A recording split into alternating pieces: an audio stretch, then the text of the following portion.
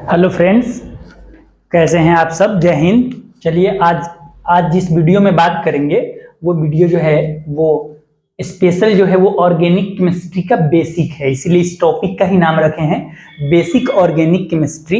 ये स्पेशली जो है 11th क्लास वालों के लिए है। वैसे 12th जो बच्चे ऑर्गेनिक नहीं समझ पा रहे हैं या स्टार्टिंग किए हैं तो 12th वाले भी एक बार इसको देख सकते हैं, कोई दिक्कत नहीं है। तो 11th क्लास के ऑर्गेनिक का ये पहला वीडियो है जिसमें हम बेसिक ऑर्गेनिक केमिस्ट्री को पढ़ेंगे। अब ये बेसिक ऑर्गेनिक केमिस्ट्री के अंतर्गत हम क्या क्या पढ़ते हैं जरा इस पे बात करते हैं। तो हम आपको सबसे पहले बता दें कि इस वीडियो में हम मेनली सबसे पहले जानेंगे कि ये ऑर्गेनिक केमिस्ट्री होता क्या है। जब ऑर्गेनिक केमिस्ट्री को जान लेंगे फिर उसके बाद उससे रिलेटेड जो भी पॉइंट है उस पर बात करेंगे। तो आपको हम जानकारी के लिए बता दें, जो केमिस्ट्री होता है यह केमिस्ट्री आईएससी लेवल पे, मतलब कि 11th एंड 12th लेवल पे ये 3 ब्रांच में या मेनली 3 पार्ट में पढ़ा जाता है। उसमें से पहला पार्ट होता है फिजिकल केमिस्ट्री, दूसरा होता है इनऑर्गेनिक केमिस्ट्री और तीसरा होता है ऑर्गेनिक केमिस्ट्री। ओसी मतलब ऑर्गेनिक केमिस्ट्री। तो सिंपल सा ये बात ये है कि जो ऑर्गेनिक केमिस्ट्री या कार्बनिक रसायन हिंदी में कहते हैं, यह केमिस्ट्री का एक ब्रांच है, एक पार्ट है, एक शाखा है। तो इसी पे आज हम बात करेंगे सबसे पहले। तो ये क्या होता है, तो इसको हिंदी में बोलते बाबू कार्बनिक रसायन या ऑर्गेनिक केमिस्ट्री। ये कार्बनिक रसायन में हम कार्बन के बारे में स्पेशली पढ़ते हैं और इसके कार्बन से जो बने यौगिक होते हैं, कंपाउंड होते हैं, उनके बारे में पढ़ते हैं। अब ये कार्बन और कार्बन से मिलकर बने जो यौगिक उनके बारे में पढ़ते हैं। तो इसका डिफिनेशन का एक लेवल ये हो जाएगा कि केमिस्ट्री का वह ब्रांच या रसायन विज्ञान की वह शाखा जिसमें कार्बन और उसके यौगिकों का अध्ययन किया जाता है उसे कार्बनिक रसायन कहते हैं। चलो, उम्मीद है यहां तक क्लियर होगा। अब इसमें सबसे पहला जो पॉइंट आ रहा है वो आ रहा है कार्बन। तो इसका सबसे बेसिक जो बात है वो है कार्बन, और कार्बन ऑर्गेनिक केमिस्ट्री को पढ़ने के लिए हम कार्बन को ही सबसे पहले पढ़ेंगे। तो मेरा मेन टॉपिक होगा सबसे पहले कार्बन। और कार्बन को ना ऑर्गेनिक केमिस्ट्री का किंग कहते हैं, किंग ऑफ ऑर्गेनिक केमिस्ट्री भी बोला जाता है, क्योंकि टोटली ऑर्गेनिक केमिस्ट्री जो है वो कार्बन पे ही टिका हुआ है और इससे मिलकर के बने कंपाउंड पे टिका हुआ है। तो सबसे पहले कार्बन के बारे में एक बात आपको बता दें कि जो कार्बन है वो एक तत्व है। और कैसा तत्व है, तो तत्व 3 प्रकार का होता है, धातु, अधातु, उपधातु। तो उसमें से कार्बन जो है वो एक अधातु तत्व है। अब अगला पॉइंट ये है कि ये कार्बन जो है पर इसका प्रतीक क्या होता है, इसको कैसे सिंबलाइज करते हैं। तो इसका प्रतीक ये संकेत या सैंबल जो होता है वो होता है C और 612, मतलब कि इसकी कार्बन इसका C संकेत है, ये परमाणु संख्या 6 और द्रव्यमान संख्या 12। इस तरह से हम संकेत इसका करते हैं या इसका प्रतीक इस टाइप से लिखते हैं। इसके बाद का पॉइंट है कि कार्बन की परमाणु संख्या जिसको Z से सूचित किया जाता है वो 6 होता है। और मैंने कार्बन को ही पढ़ना है तो बेसिक लेवल से बेहतर तरीके से पढ़ेंगे। कार्बन की द्रव्यमान संख्या जिसको A से सूचित करते हैं ये 12 होती है। और भी इससे रिलेटेड पॉइंट है, कार्बन जो परमाणु होता है उसके अंदर मतलब इलेक्ट्रॉन की संख्या 6 होती है और कार्बन में प्रोटॉनों की संख्या भी 6 होती है। सिंपल बात है। उस तरह कार्बन में न्यूट्रॉन एस मतलब न्यूट्रॉन्स की संख्या भी 6 होती है। यहां तक क्लियर होगा, कोई प्रॉब्लम नहीं है। चलिए, अगला एक पॉइंट है कि कार्बन का इलेक्ट्रॉनिक विन्यास, मतलब हम कार्बन से रिलेटेड सभी छोटे छोटे बात करेंगे जो ऑर्गेनिक केमिस्ट्री में बहुत इंपॉर्टेंट है। तो अगला पॉइंट हमारा कि कार्बन का इलेक्ट्रॉनिक विन्यास कैसा होगा। तो कार्बन का इलेक्ट्रॉनिक विन्यास का एक वे ये है, हम सबसेल के बेस पर लिखें तो 1s2 2s2 2p2 इसमें इलेक्ट्रॉनों की संख्या 6 इलेक्ट्रॉन होती है। तो उसका डिस्ट्रीब्यूशन इस प्रकार से होता है 1s2 2s2 2p2। अब इसके बाद क्या है ना कि इलेक्ट्रॉनिक विन्यास का एक दूसरा वे ये है कि अगर इलेक्ट्रॉन को कक्षा में, उपकक्षा में नहीं कक्षा में सजाया जाए तो पहला कक्षा में 2 इलेक्ट्रॉन होता है और दूसरे कक्षा में 4 इलेक्ट्रॉन होता है। तो दूसरा इसके इलेक्ट्रॉनिक विन्यास का तरीका है 2,4। अब ये बात क्या है ना कि कार्बन के मतलब कार्बन में 2 कक्षा होते हैं, जिसमें पहला कक्षा जिसका नाम K है उसमें 2 इलेक्ट्रॉन्स होते हैं, दूसरा कक्षा जिसका नाम L होता है जिसमें 4 इलेक्ट्रॉन होते हैं। तो इसमें अंतिम इलेक्ट्रॉन 4 ही हैं जो अंतिम से एल में है। तो अगला पॉइंट है कि बाह्यतम जो कक्षा होता है, बाहरी जो कक्षा होता है किसी भी परमाणु का, उसको संयोजी कक्षा कहते हैं, और इसमें जो इलेक्ट्रॉन होता है उसको संयोजी इलेक्ट्रॉन कहते हैं। तो एक बात और जानकारी के लिए बता दें कि कार्बन का जो संयोजी इलेक्ट्रॉन होता है उसकी संख्या 4 होती है। अब एक और बात यहाँ पे है कि इसकी संयोजकता कितनी होगी। तो कार्बन जो है वो 4 मतलब इलेक्ट्रॉनों की साझेदारी करता है और 4 बॉन्ड बनाता है, तो इसीलिए इसका संयोजकता भी 4 होता है। मतलब कार्बन जो है चतुस्संयोजक होता है, मतलब इसकी संयोजकता 4 होती है। अगला एक पॉइंट ये है कि इसके जो संयोजी इलेक्ट्रॉन्स हैं इनको दिखाने का एक तरीका होता है इलेक्ट्रॉन बिंदु संरचना।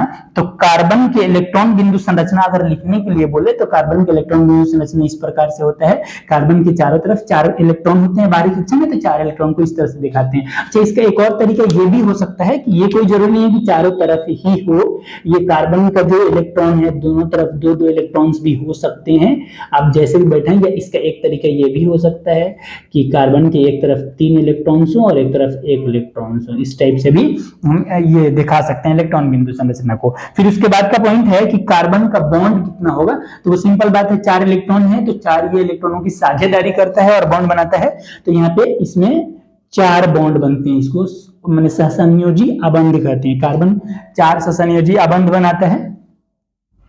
यहां तक उम्मीद है कि क्लियर होगा, किसी को कोई प्रॉब्लम नहीं है। फिर आगे हम बात करेंगे इसके बाद से इनसे, ये सब कार्बन का प्रॉपर्टीज है। एक पॉइंट और यहाँ पे आप देख लें कि ये कार्बन का जो इलेक्ट्रॉनिक विन्यास जो है ना उसका, ये मतलब इसको चित्र से दिखाया गया है कि कार्बन में इलेक्ट्रॉन भरे कैसे होते हैं। तो सबसे पहला बात कि ये कार्बन का नाभिक है जिसमें 6 प्रोटॉन है और 6 न्यूट्रॉन है। जो नाभिक, वो न्यूट्रॉन और प्रोटॉन जो है वो परमाणु के नाभिक में होता है। और ये कार्बन परमाणु का पहला कक्षा है जिसका नाम K है और जिसमें 2 इलेक्ट्रॉन है 2 जगह। फिर उसके बाद उसका दूसरा कक्षा है जिसका नाम L है जो थोड़ा बड़ा है, जिसमें 4 इलेक्ट्रॉन अलग अलग हैं। चलिए यहाँ तक क्लियर हो गया। फिर हम आगे इसके बाद बात करते हैं। एक पॉइंट है बहुत इंपॉर्टेंट, कार्बन के स्थायित्व से रिलेटेड कि इसकी स्टेबिलिटी का क्या लेवल होता है। तो आपको हम एक बात बता दें कि कोई भी परमाणु हो उसके अस्थायी होने का तरीका क्या है कि कोई सभी परमाणु अस्थायी रहने के लिए वो इस प्रकार का इलेक्ट्रॉनिक कॉन्फ़िगरेशन अपना इलेक्ट्रॉनिक विन्यास इस प्रकार बनाना चाहते हैं। मतलब कि पहले 2 इलेक्ट्रॉन, फिर दूसरा कक्षा में 8 इलेक्ट्रॉन, फिर 8 इलेक्ट्रॉन, इस प्रकार का विन्यास प्राप्त करना चाहते हैं कोई भी परमाणु। क्या करने के लिए? तो अस्थायी होने के लिए। अब बात यह है, वैसे जरा समझने का प्रयास करोगे मतलब ऐसा क्यों, ये इसी टाइप का स्ट्रक्चर क्यों बनाना चाहते हैं। तो हम आपको बता दें कि वो सभी तत्वों में ये जो नियॉन है, हीलियम है, उसके बाद आर्गन है, फिर क्रिप्टन है, फिर जेनॉन है, फिर रेडॉन है, ये 6 ऐसे तत्व हैं जो पहले से अस्थाई हैं और इनका जो विन्यास होता है वो आप देखेंगे तो फिर समझ में आएगा। ये सभी पहले से ही अस्थाई हैं, ये मतलब ये जो प्रकृति में है अस्थाई रूप में पाए जाते हैं। अब ये हीलियम जो है इसका विन्यास होता है केवल 2, नियॉन का होता है 2,8, आर्गन का होता है 2,8,8, इसका होता है 2,8,8 इस टाइप से। तो और भी मतलब देख लो, इसका जो भी अस्थाई जो तत्व हैं नेचर में, प्रकृति में, उनका विन्यास इसी प्रकार का होता है जो स्टेबल हैं। तो बाकी जो 118 में से इन 6 को छोड़कर बाकी जो परमाणु हैं या तत्व हैं उनके परमाणु वो भी इसी प्रकार का विन्यास बनाना चाहते हैं या प्राप्त करना चाहते हैं ताकि इनके जैसा वो भी अस्थाई हो जाए। तो फिर कौन किसके जैसा प्राप्त करना चाहता है? तो जैसे जिनका पड़ोसी जो है वो हीलियम होगा, वो हीलियम जैसा, या जिसका पड़ोसी नियॉन होगा वो नियॉन जैसा अपना विन्यास प्राप्त करना चाहते हैं। तो अब हम यहाँ बात कर लें कि कार्बन, ये हीलियम की परमाणु संख्या 2 होती है और नियॉन की 10 होती है और कार्बन की परमाणु संख्या 6 होती है। तो कार्बन की जो परमाणु संख्या 6 होती है तो हीलियम नियॉन के बीच में होता है 6 नंबर पे। अब बात ये है कि ये कैसा विन्यास प्राप्त करना चाहेगा। और एक और चीज क्या है ना, बहुत इंपॉर्टेंट बात ये है कि कोई भी परमाणु अस्थाई होने के लिए अपना पहले अष्टक पुराता है। अष्टक का मतलब है कि बाह्यतम कोश में यहाँ पे जो 4 इलेक्ट्रॉन है इसको ये 8 है। जैसे देखिए नियॉन अस्थाई है तो बाह्यतम कोश में 8 इलेक्ट्रॉन है, क्रिप्टन अस्थाई है तो इसका बाह्यतम कोश 3 नंबर है, ये माने ये 8 इलेक्ट्रॉन है। उस तरह अगर जेनॉन का भी बात करेंगे ना तो बना के आएंगे तो इसके बाह्यतम कोश में 8 इलेक्ट्रॉन होंगे। रेडॉन का भी बात करेंगे बना के आएंगे तो इसके बाह्यतम कोश में 8 इलेक्ट्रॉन होंगे। तो जितने भी अक्रिय तत्व हैं एक हीलियम को छोड़कर वो सभी के बाह्यतम कोश में 8 इलेक्ट्रॉन होते हैं। तो ये सभी बाकी जो तत्व बचे हैं वो भी अपने बाह्यतम कोश में 8 इलेक्ट्रॉन पुराना चाहता है। अस्थाई होने के लिए मतलब कि अष्टक पुराना चाहता है। तो कोई भी परमाणु अस्थाई होने के लिए अष्टक पुराना चाहता है। अब क्या है कि ये कार्बन अस्थाई होने के लिए अपना अष्टक कैसे पुराता है, इसके बारे में बात करते हैं। तो क्वेश्चन है कि कार्बन अष्टक पूर्ण कैसे करता है, मतलब अपना अष्टक कैसे पुराता है, अस्थाई कैसे होता है। तो देखिए क्या तरीका हो सकता है। तो फिर हम बात कर लें कि कार्बन का इलेक्ट्रॉनिक विन्यास है वो इस प्रकार से 2,4, और जब ये स्थायी होना चाहेगा तो या तो ये 4 दे करके 2 जैसा बन जाएगा, मतलब हीलियम जैसा बन जाएगा, या दूसरा तरीका ये है कि किसी से 4 ले करके इसको 8 बना ले तो फिर 2,8 नियॉन जैसा हो जाएगा। इसके पास दो ऑप्शन है अस्थाई होने का। अस्थाई होगा तो या तो हीलियम जैसा होगा या नियॉन जैसा होगा। अब इसका जो स्ट्रक्चर पहले से है वो ये इस प्रकार का है, मतलब ये इलेक्ट्रॉनिक कन्फिग्रेशन 2,4। अब इसके पास दो ऑप्शन है, या तो ये 4 इलेक्ट्रॉन किसी को दे दे तो हीलियम जैसा अस्थाई हो जाए, 2 केवल रह जाएगा, या दूसरा तरीका ये है कि ये तो 2 है ही ठीक है, लेकिन यहाँ पे अस्थाई होने के लिए नियॉन जैसा अस्थाई होने के लिए 8 पुराना होगा। तो इसके पास है 4, तो दूसरा ऑप्शन ये है कि किसी से 4 और ले ले और इसको 2,8 बना ले तो नियॉन जैसा हो जाएगा। वही दो तरीका है, पहला 4 इलेक्ट्रॉन दे करके हीलियम जैसा बन जाना, तो ये पहला ऑप्शन है कि 4 इलेक्ट्रॉन का त्याग कर कार्बन 4+ आयन बना ले। अब मतलब वो तरीका क्या होगा कि इसके पास देख लीजिए, ध्यान से समझने का प्रयास कीजिए। और दूसरा तरीका ये है कि या तो ये करे कि कार्बन क्या करे ये कि 4 इलेक्ट्रॉन किसी से ग्रहण कर ले, और 4 इलेक्ट्रॉन जब ग्रहण कर लेगा तब 4- आयन बना ले। दूसरा तरीका ये हो सकता है। अब बात क्या है कि या तो 4 इलेक्ट्रॉन दे देगा या 4 इलेक्ट्रॉन ले लेगा, तो यहाँ पे कौन सी घटनाएं होंगी, ये दो ऑप्शन है।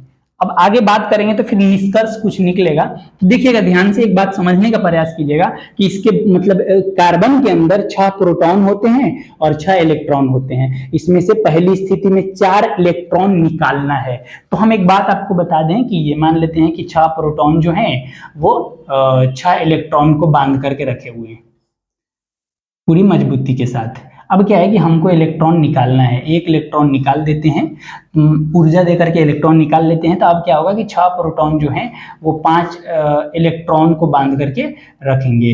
अब यहाँ पे क्या हुआ ना कि मतलब यहाँ थोड़ा सा कमजोर बल था तो एक इलेक्ट्रॉन तो निकल गया, चलिए अब 5 इलेक्ट्रॉन बचा। अब 6 प्रोटॉन 5 इलेक्ट्रॉन को बांध कर रखें, हमको निकालना कितना इलेक्ट्रॉन है, 4 इलेक्ट्रॉन। कुछ और ऊर्जा दे करके एक और इलेक्ट्रॉन निकाल लेते हैं, तो एक और इलेक्ट्रॉन निकालेंगे तो अब बचेगा 4 इलेक्ट्रॉन, और 6 प्रोटॉन जो है वो 4 इलेक्ट्रॉन को बांध कर रखे हुए हैं। और कुछ ऊर्जा अगर दिया जाए तो एक और इलेक्ट्रॉन निकलेगा, लास्ट में बचेगा 3 इलेक्ट्रॉन जो 6 प्रोटॉन को बांध कर रखे हुए हैं। समझिए कि यहाँ पे 6 प्रोटॉन जो है वो 3 इलेक्ट्रॉन को बांध कर रखे हुए हैं। यहाँ पे ये वाला जो कंडीशन आता है, अब इलेक्ट्रॉन नहीं निकल सकता है। इसका मेन कारण ये है कि ये 6 प्रोटॉन वाला जो नाभिक होता है, मतलब कि जो नाभिक है, ये प्रोटॉन कम तो होगा नहीं, इस नाभिक में जो 6 प्रोटॉन होता है यह बचे हुए 3 इलेक्ट्रॉन को इतने मजबूती के साथ आकर्षण बल द्वारा बांधे रहता है कि अब इस इलेक्ट्रॉन का निकलना संभव नहीं है। 3 इलेक्ट्रॉन तो हम चाहें तो निकाल भी सकते हैं, लेकिन चौथा इलेक्ट्रॉन निकालना संभव नहीं है। तो एक पॉइंट है यहाँ पे कि 6 प्रोटॉन वाले नाभिक के आकर्षण बल से 4 इलेक्ट्रॉन निकालना असंभव है। किसमें से, तो कार्बन परमाणु में से। तो एक तो ये कंडीशन बन रहा था कि 4 इलेक्ट्रॉन निकाल करके और ये हीलियम जैसा बन जाए, जो संभव नहीं है क्योंकि इसके पास इतने इलेक्ट्रॉन निकालने के लिए माने 6 प्रोटॉन वाले नाभिक के आकर्षण बल इतना ज्यादा होता है कि वह 4 इलेक्ट्रॉन को निकालने नहीं देगा। दूसरा तरीका यह है कि क्या करे कि 4 इलेक्ट्रॉन ले ही ले, नियॉन जैसा बन जाए। ये तो संभव नहीं है, पहले क्लियर हो गया। चलिए हम आपको बताइए, ये संभव नहीं है क्योंकि 6 प्रोटॉन वाला जो नाभिक होता है उसमें से उसका आकर्षण बल इतना अधिक होता है कि उसमें से 4 इलेक्ट्रॉन निकालना असंभव है, संभव नहीं है, तो ये होगा ही नहीं। दूसरा तरीका अस्थाई या अष्टक पुराने का ये है कि इसके पास पहले से 2,4 इलेक्ट्रॉन हैं और 4 किसी से लेगा तो 2,8 नियॉन जैसा हो जाएगा। तो दूसरा तरीका ये है कि यहाँ पे समझिएगा, पहले से इसके पास था 6 प्रोटॉन और इलेक्ट्रॉन भी 6। अब क्या करेगा ये कि जब कार्बन माइनस आयन बनेगा तो प्रोटॉन तो 6 ही रहेगा, बस 4 इलेक्ट्रॉन और जो ले लिया है, तो पहले से टोटल इलेक्ट्रॉन 6 है, देख लीजिए यहाँ पे टोटल इलेक्ट्रॉन 6 हैं। बाहरी किसी परमाणु से अगर 4 इलेक्ट्रॉन ले लिया तो अब टोटल इलेक्ट्रॉन कितने हो जाएंगे? 10। अब जो टोटल इलेक्ट्रॉन जो 10 हो जाएंगे, यहाँ पे कंडीशन क्या बनता है? तो यहाँ एक कंडीशन बनता है कि जो 6 प्रोटॉन वाले नाभिक जो होते हैं, इसमें 10 इलेक्ट्रॉन को संभालने की क्षमता नहीं होती है। मतलब कि ये जो 6 प्रोटॉन वाला नाभिक है, ये 6 इलेक्ट्रॉन को आकर्षित करके रखे रहता है, लेकिन जब इलेक्ट्रॉन 4 और एक्स्ट्रा इलेक्ट्रॉन आ जाएंगे तो अब कक्षा में इलेक्ट्रॉनों की संख्या 10 बढ़ जाएगी, जिसको संभाल कर रखने की क्षमता इस 6 प्रोटॉन वाले नाभिक को, कार्बन के नाभिक को नहीं होता है। इसीलिए यह 4 इलेक्ट्रॉन ग्रहण करके ये नियॉन जैसा भी विन्यास नहीं बना पाता है। मतलब इस कंडीशन में भी ये अस्थाई नहीं हो पाता है। तो अब ये दोनों कंडीशन तो फेलियर हो गया। मतलब कि सिंपल बात ये क्लियर हो गया कि कार्बन जो है ना ही 4 इलेक्ट्रॉन का त्याग कर सकता है और ना ही 4 इलेक्ट्रॉन ग्रहण कर सकता है। तो ये दोनों तरीके से तो ये अपना अष्टक पूरा नहीं करता है, अस्थाई नहीं हो पाता है। तो फिर तीसरा तरीका क्या है? तो निष्कर्ष में आप समझेंगे कि तीसरा तरीका क्या है इसके अस्थाई होने का। तो जो कार्बन है वो कार्बन इलेक्ट्रॉन की साझेदारी कर लेता है। इसके पास अपना 4 इलेक्ट्रॉन होता है। समझने का प्रयास कीजिएगा, ये कार्बन जो है, इस कार्बन के पास अपना 4 इलेक्ट्रॉन होता है। अब इसको पुराना है 8। किसी दूसरे परमाणु, एज फॉर एग्जांपल हम हाइड्रोजन को ही ले लेते हैं, और हाइड्रोजन के बारे में एक बात आपको बताते चलें कि हाइड्रोजन जो है इसका संयोजी इलेक्ट्रॉन 1 होता है, इसके बाह्यतम कोश में 1 इलेक्ट्रॉन होता है, और ये हीलियम से पहले आता है। तो यह हीलियम जैसा बनना चाहता है, तो 1 इलेक्ट्रॉन है और 1 इलेक्ट्रॉन मिल जाएगा तो ये अपना 2 पूरा लेगा, तो ये हीलियम जैसा बन जाएगा। अब क्या है कि ये सभी हाइड्रोजन के पास जो है वो 1-1 इलेक्ट्रॉन्स होते हैं और कार्बन के पास 4 इलेक्ट्रॉन होता है। तो ये कार्बन क्या करेगा कि इन सब के साथ एक तीसरा तरीका है इसके अष्टक पुराने का, जिसको बोलते हैं इलेक्ट्रॉन्स की साझेदारी। इलेक्ट्रॉन की साझेदारी कर लेगा। और इलेक्ट्रॉन के साझेदारी में होता क्या, ये तरीका समझोगे जरा। इलेक्ट्रॉन के साझेदारी में होता है कि आप जिस परमाणु को अपना इलेक्ट्रॉन साझा कर रहे हैं वो भी अपना इलेक्ट्रॉन साझा करेगा, और आपका इलेक्ट्रॉन उसकी काउंटिंग में आएगा और उसका इलेक्ट्रॉन आपके काउंटिंग में आएगा। ये तरीका होता है। जैसे यहाँ पे क्या है कि कार्बन और हाइड्रोजन के बीच साझेदारी हुई है, तो हाइड्रोजन का 1 संयोजी इलेक्ट्रॉन होता है, वैसे कार्बन का तो 4 होता है, लेकिन 4 तरफ रखा है, इसके सामने 1 ही रखा है। तो हाइड्रोजन को ये 1 दे रहा था, इसका भी ड्यूप्लेट या मतलब इसका बाहरी कक्षा में 2 इलेक्ट्रॉन हो जा रहे हैं, ये भी अस्थाई। अब ये इसका भी 1 इलेक्ट्रॉन लेगा, ऐसे 4 हाइड्रोजन को लिया है, चारों का 1-1 इलेक्ट्रॉन ले लिया और इसके पास अपना 1-1 इलेक्ट्रॉन है, लिया क्या, साझेदारी किया है। तो इसका हो गया 2, 2 4, 2 6, 2 8, ये इलेक्ट्रॉन की साझेदारी किया। फिर हाइड्रोजन का 2-2 पुराना होता है, तो इनके 1-1 इलेक्ट्रॉन को लेकर के कार्बन के, और ये भी अपना 2-2 पूरा लिए, तो ये भी अस्थाई हो गए। तो सिंपल सा बात ये है कि कार्बन इलेक्ट्रॉन्स के साझेदारी द्वारा अपना अष्टक पूरा करता है। वो तरीका ये है कि ये कार्बन के ये 4 इलेक्ट्रॉन है, संयोजी इलेक्ट्रॉन, बाह्यतम कक्षा के इलेक्ट्रॉन, और ये हाइड्रोजन का है जो अपने अपने इलेक्ट्रॉन की साझेदारी किया है और इस प्रकार से अपना अष्टक पूरा किया है, और हाइड्रोजन अपना डुप्लेट या मैंने अपने बाह्यतम कक्षा में 2 इलेक्ट्रॉन पूरा किया और दोनों अस्थाई हो गए हैं। अब बात क्या है यहाँ पे, इसके बाद का पॉइंट है कि जब ये इलेक्ट्रॉन साझेदारी करते हैं तब क्या बनता है, और जब ये इलेक्ट्रॉन एक दूसरे को ट्रांसफर करते हैं उस टाइम में क्या बनता है। तो हम यहाँ पे आगे इसके बाद बात करेंगे, अगला मेरा टॉपिक होगा इससे रिलेटेड। वैसे यहां तक उम्मीद है कि क्लियर होगा। फिर एक पॉइंट है यहाँ पे बॉन्ड, केमिकल बॉन्ड। तो केमिकल बॉन्ड को अगर हम सिंपल टाइप से पढ़ें तो ये मेनली हम 2 प्रकार से पढ़ लेते हैं इसको। एक होता है आयोनिक बॉन्ड। अब ये वैसे केमिकल बॉन्ड का बहुत सारा टाइप है यहाँ पे जो बता रहे हैं, और दूसरा होता है कोवैलेंट बॉन्ड।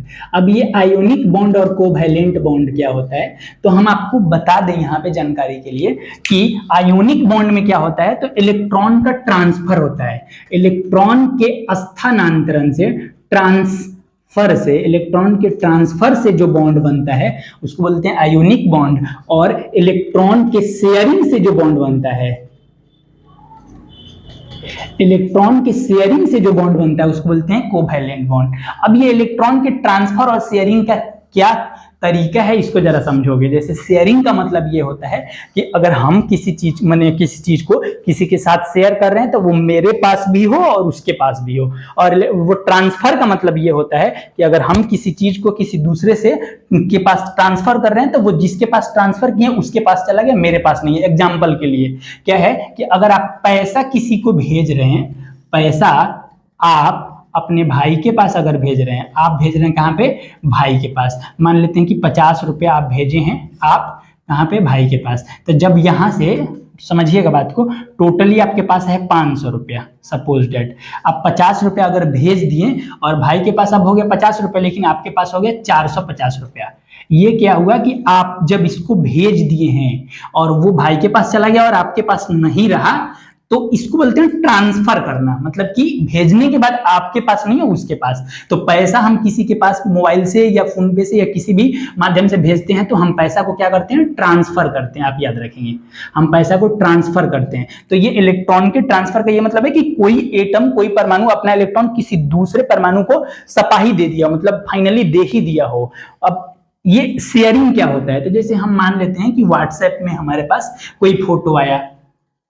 अब इस फोटो को आप अपने फ्रेंड में शेयर कर दिए, फ्रेंड के पास भेज दिए, फ्रेंड के पास भेज दिए, इसका मतलब समझोगे, वो फोटो व्हाट्सएप में आया है और उस फोटो को आप अपने फ्रेंड के पास भेज दिए, तो वो फोटो आपके पास भी होगा और आपके फ्रेंड के पास भी होगा। मतलब दोनों आदमी के पास फोटो है भेजने के बाद भी। तो ये इसका मतलब ये फोटो उसको फाइनली भेजे नहीं, बस शेयर किए हैं। उम्मीद है कि आपको शेयरिंग और ट्रांसफर समझ में आ गया होगा। तो अब शेयरिंग और ट्रांसफर से ये बॉन्ड कैसे बनता है ये समझिएगा। तो यहाँ पे हम आपको बॉन्डिंग के बारे में थोड़ा सा समझाते चल रहे हैं, जैसे समझने का प्रयास करोगे। ये जो इलेक्ट्रॉन की साझेदारी हुई है ना, तो इसके बीच एक बॉन्ड बनता है। तो ये दोनों बॉन्ड में क्या है, जैसे एक एग्जाम्पल से ही क्लियर कर लेते हैं। जैसे सोडियम है, इसका वैलेंस इलेक्ट्रॉन 1 होता है, और क्लोरीन है, इसका वैलेंस इलेक्ट्रॉन जो है वो 7 होता है।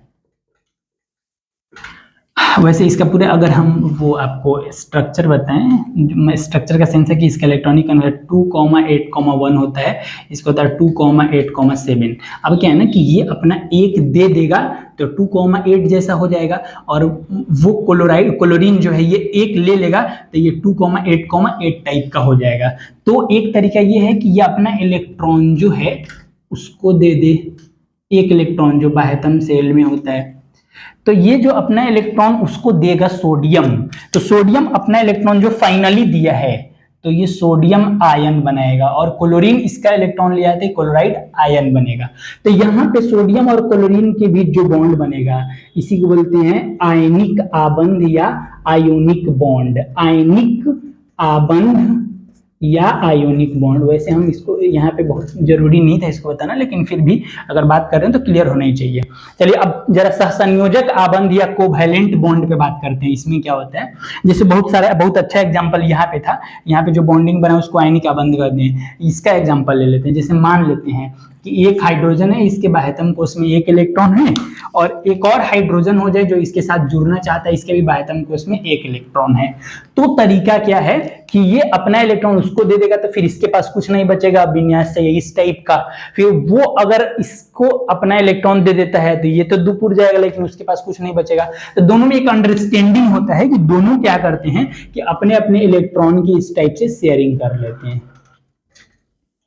अब क्या है कि ये दोनों हाइड्रोजन परमाणु अपने अपने एक एक इलेक्ट्रॉन की शेयरिंग किए हैं, तो इसको हम एक लाइन से दिखाते हैं। और यहाँ इलेक्ट्रॉन के शेयरिंग से जो बॉन्ड बना है इसको बोलते हैं सहसंयोजक आबंध या कोवैलेंट बॉन्ड।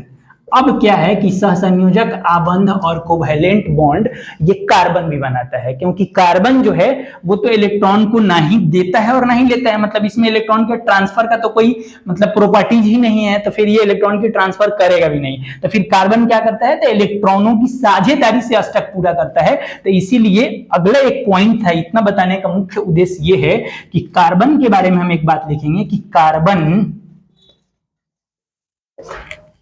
सहसंयोजक आबंध बनाता है।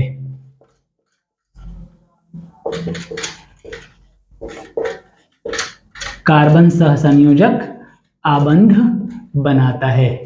उम्मीद है कि यहाँ तक क्लियर होगा। अब ये किन के साथ बनाता है, तो सभी तत्वों के साथ ये सहसंयोजक आबंध ही बनाता है, आप इसको याद रखेंगे। चलो यहाँ तक उम्मीद है कि क्लियर होगा। कार्बन से रिलेटेड बहुत सारी बातें जो थी उसको आज की क्लास में हमने क्लियर किया। फिर हम अगले वीडियो में आएंगे तो हम स्पेशल बात करेंगे कार्बन के यौगिकों पे। ठीक है, आज वीडियो यहीं तक, फिर मिलते हैं अगले वीडियो में। वीडियो अच्छा लगा हो तो लाइक और शेयर जरूर करें, और इसको नोट्स तैयार करें, एकदम बेहतरीन नोट्स, ताकि कोई प्रॉब्लम नहीं बचा रहे। अगर कोई भी प्रॉब्लम हो या कोई कन्फ्यूजन हो, इसमें कुछ दिखा हो आपको, तो जरूर हमको कमेंट में बताएं।